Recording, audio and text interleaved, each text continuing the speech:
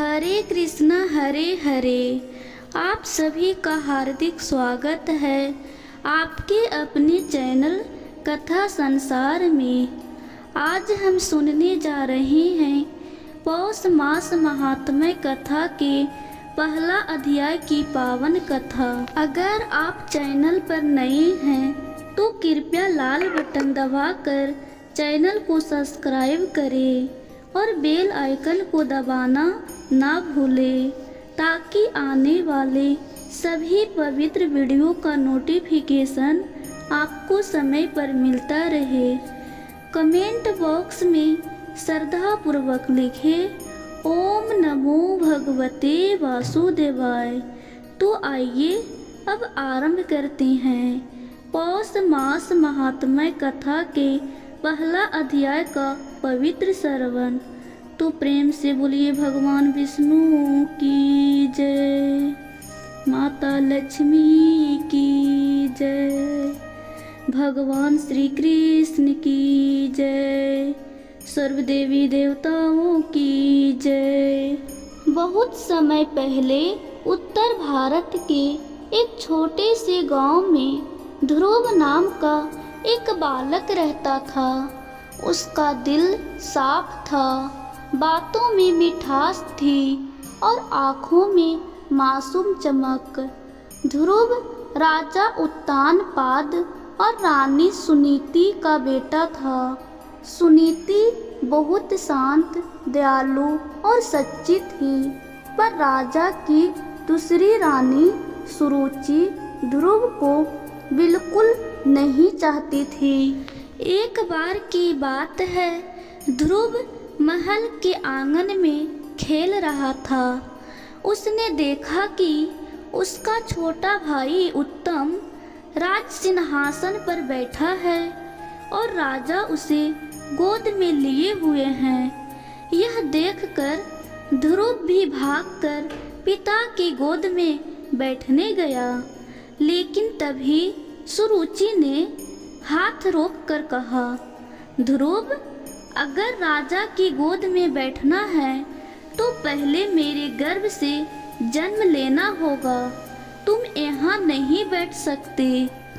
उसने ध्रुव को न केवल रोका बल्कि सबके सामने अपमानित कर दिया। धीरे धीरे ध्रुव की आंखों में आंसू भर आए। राजा चुप रहे। सुनीति पास खड़ी थी, लेकिन राजमहल का नियम उन्हें उस समय कुछ कहने नहीं देता था। ध्रुव भारी कदमों से अपनी माँ के पास पहुँचा और रोते रोते बोला, माँ, क्या मैं अब शगुन हूँ? क्या भगवान मेरी नहीं सुनेंगे? सुनीति ने ध्रुव को सीने से लगा लिया और बोली, बेटा, भगवान सबकी सुनते हैं, वह तो दीनों की भी सुनते हैं। अगर तुम सच्चे मन से भगवान की भक्ति करो तो वह तुम्हें वो स्थान देंगे जहाँ कोई और नहीं पहुँच सकता। उस समय पौष मास की शुरुआत हुई थी। यह महीना तप, भक्ति और संकल्पों का माना जाता है। सूरज उत्तरायण की ओर बढ़ता है और माना जाता है कि इस मास में जो साधना की जाए वह जल्दी फल देती है। ध्रुव ने ठान लिया, मैं भगवान की खोज करूँगा, उनसे अपने दिल की बात कहूँगा, और वह जंगल की ओर निकल पड़ा। जंगल में चारों ओर सन्नाटा था। हवा धीरे धीरे बह रही थी। पेड़ों की पत्तियां हल्के हल्के हिल रही थी। एक 5 साल का बालक अकेले जंगल में भटक रहा था। उसे डर नाम का चीज नहीं था। वह सिर्फ भगवान पे भरोसा कर रहा था। चलते चलते उसे रास्ते में ऋषि नारद मिले। उन्होंने आश्चर्य से पूछा, ध्रुव, इस उम्र में तुम कहाँ जा रहे हो? ध्रुव ने सारी बात बता दी। नारद जी ने समझाया कि तप कठिन होता है, भूख लगेगी, ठंड लगेगी, पर मन मजबूत रखोगे तो भगवान अवश्य दर्शन देंगे। ध्रुव बोला, अगर भगवान मेरी माँ को दुख से मुक्त कर दे और मुझे उनका प्रेम मिल जाए तो मैं कोई भी कठिनाई सह सकता हूँ। नारद जी मुस्कुराए और बोले, तुम तप करो, ओम नमो भगवते वासुदेवाय मंत्र का जप करो, भगवान अवश्य प्रसन्न होंगे। ध्रुव ने एक पेड़ के नीचे बैठकर तप शुरू किया। पहले दिन उसने सिर्फ फल खाए, एक सप्ताह बाद उसने फल भी छोड़ दिए, सिर्फ पत्ते खाए, फिर पत्ते भी छोड़ दिए, सिर्फ हवा में जीने लगा। जंगल के देवता, ऋषि मुनि सब आश्चर्य से देख रहे थे। इतना छोटा बालक इतना बड़ा तप कैसे कर सकता है।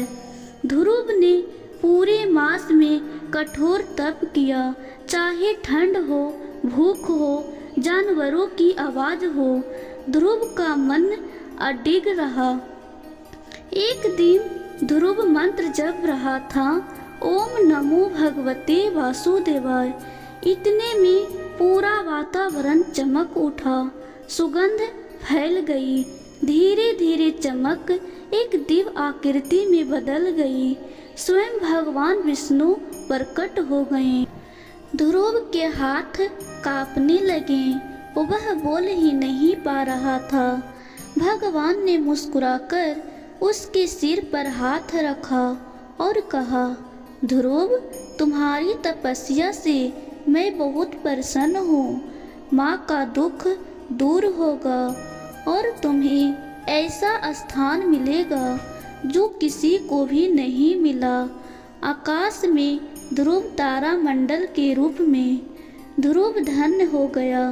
ध्रुव घर लौटा तो राजा उत्तानपाद ने उसे गले से लगा लिया। रानी सुनीता की आंखें खुशी से भर गई। सुरुचि भी ध्रुव की महानता देखकर शांत हो गई। ध्रुव अब पहले जैसा बालक नहीं रहा था, वह तप, विश्वास और भक्ति का प्रकाश बन चुका था।